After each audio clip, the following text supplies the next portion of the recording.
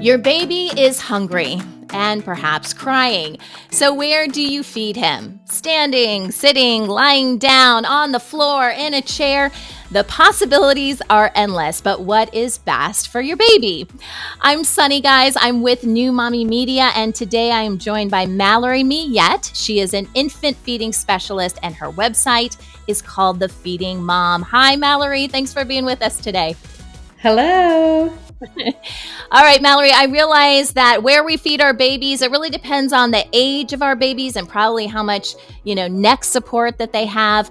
But assuming they can hold their heads up, what would you say is the best place to feed your baby? Wherever you're at, it doesn't matter where you are, you can feed baby. Now, sometimes baby needs more support, right? So putting him in a carrier, if you're walking around, even bottle feeding babies, they do great with that. So put them in a carrier where you're holding the bottle. It doesn't matter. It's whatever you need, whatever baby needs, and where you're at is where you feed. Yeah. I mean, do we have to worry at all about babies being completely flat? Like, I know I don't like to drink completely flat if I'm laying down. Do we have to worry about anything like that would cause indigestion, GERD, things like that? Some babies tolerate it really well, especially for breastfeeding moms who use that laid down sort of side lying position during the nighttime. Babies can tolerate that really well.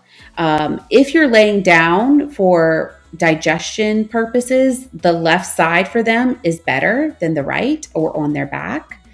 But it works if it works. If it doesn't, then we need to elevate a little bit, right? The only time I would say that you're laying flat. Now, if we're holding baby out in public, we always want them a little elevated, right? I don't ever like to see a baby flat on their back with a bottle in their mouth. That takes away control from them. So we always want to consider their body position and support that as much as we can.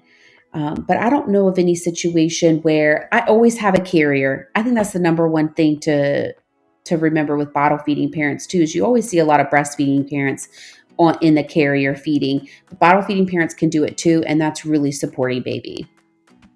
Yeah, and you're talking about a carrier that you would wear, right? And then yes, right there. A body carrier. Yes, not like a baby carrier. Yeah, good distinguisher. Yeah.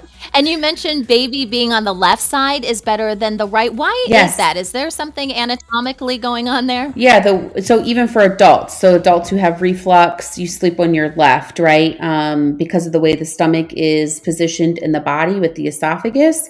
If you're on your right, it flows back up easier.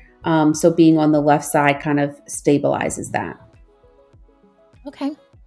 Let's talk a little bit about moving kids from wherever they're at to being more at the table, right? This kind of transition to bring them closer. So perhaps they can even kind of sit there when the rest of the family is having a meal. So how do you know when your child is at that point where they're ready to sit at a table in some sort of maybe a high chair or system where they're at the table? So at 4 months, we start prop sitting them, right? They kind of sit up with their hands between their legs and they're like hunched into themselves, right? We call that prop sitting.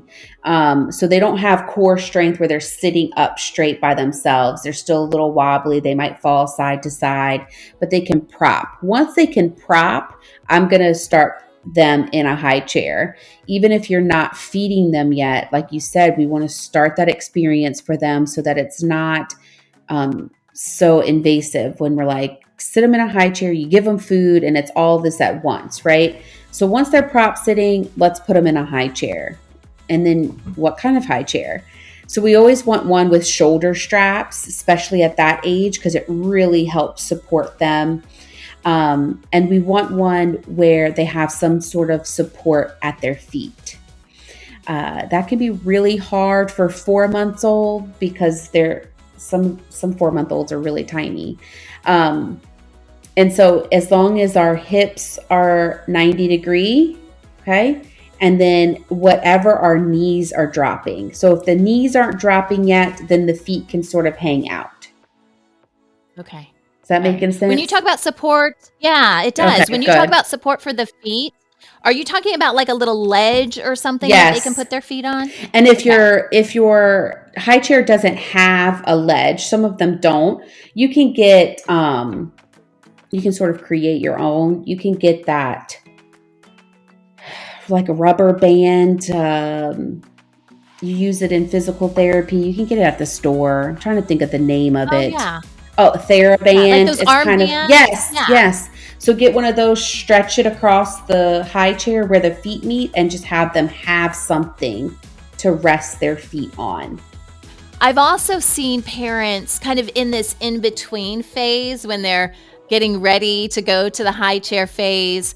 I've seen them use these little seats, and they're kind of rubbery. You set them on the floor, right? And then the baby can just kind of sit there. So, for parents that might be concerned about baby falling over in something that's more elevated, I feel like they at least think that that's some sort of transitional piece. What are your, expert opinions on that? Is that a good thing, or should we aim more for making them, more part of the overall table experience? Sometimes it's nice to have those. I mean, I've used them on my table, right? Like you're sitting there eating and they're just kind of sitting in front of you, especially for like your 3-month, when they're getting into 4-month and not quite at the high chair yet. I could see the purpose of them. Just make sure they're not ones that are sloping baby's hips in a C shape. If there's some that kind of tuck baby's butt into the seat, and it creates this nice C shape in baby's body. And we don't want that when we're sitting, right? We want a nice 90 degree. There are some that have that support where we're sitting up, the legs come straight out, and those are definitely better for development of those hips and core strength. All right, good to know. Are there any no-nos that you tell parents as far as where to feed their kids? Yes, there's 2.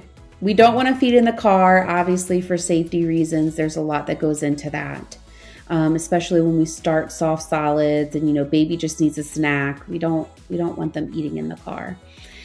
Second is we don't want to put them in front of the TV.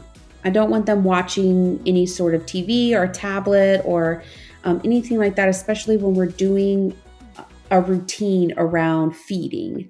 Of course, if they're just sitting in the seat to play, you can have the TV on as background. But if we're eating, TV comes off. Yeah. I feel like those are the 2 things that parents probably abuse the most too, right? And I mean, because you're like traveling in the car or you need to do something and then your kid goes in front of you. But it's good to know. This is good. Have I ever, I mean, my kids eat in the car, okay? They do. But they're older. I know what I'm giving them they can eat. They're not learning to eat. And I think that's important, right? If they're still rear facing and they're not speaking and you can't talk to them and they've never eaten what you've given them before, I mean, just know, like, it's not worth it. The TV can really establish some negative routines around feeding, and you want your routine to be positive and calm, right? The TV is very overstimulating. They're trying to learn something new. And so the TV can it impacts what they're paying attention to. So if we're eating something different and something funny happens or loud happens and they are looking up at the TV, it just becomes a big distraction that we don't want. Makes sense. Turn some music on. There you go. Some nice happy kid music. Yes. All right. Thank you, Mallory. Now, if you want to learn more about Mallory, she does have her online courses. She also offers video consultation services, guys. So regardless of where you're at, you can meet with Mallory online. Her website is thefeedingmom.com. Of course, we want to thank our special sponsor today. It's Regalo Baby. And if you head on over to their website and enter our special promo code, you can save 25% on anything you purchase. plus free shipping. If you want more info, check out the video description. And be sure to check out newmommymedia.com. That's our website. We have more great videos like this. We also have a bunch of different podcasts you can subscribe to. It's where real moms talk about real life.